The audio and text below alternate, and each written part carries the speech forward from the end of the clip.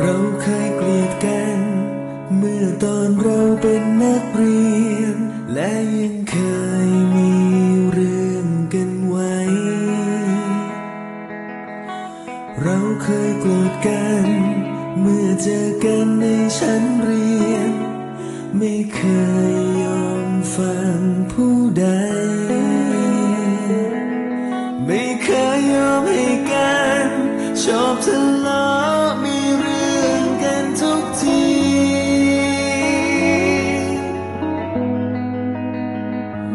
จะเป็นไงก็ช่างมันแต่จะให้ยอมแพ้เป็นไม่มี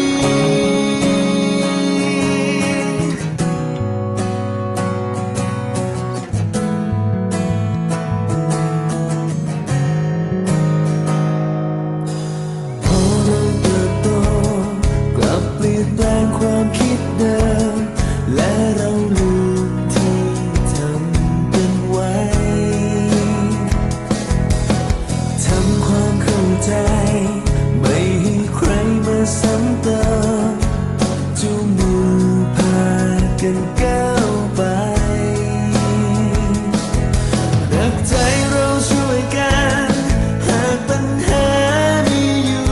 เราไม่กลัว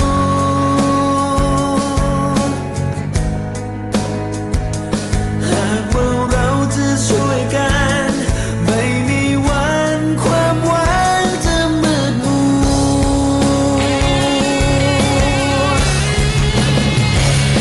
เพื่อนไม่เคยทิ้งกันไม่ว่าความฝันนั้นจะไกลสักเท่าไรจะหกล้มสงสารเมื่อใดเพื่อนจะปลอบใจ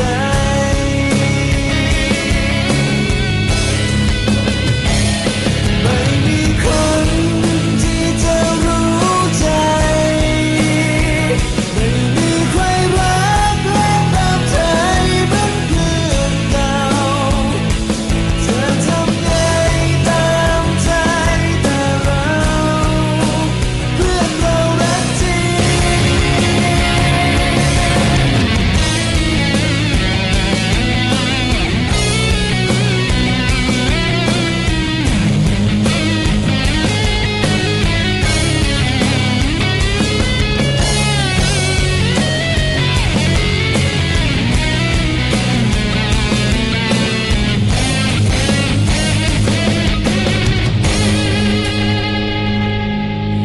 จะมีกี่คน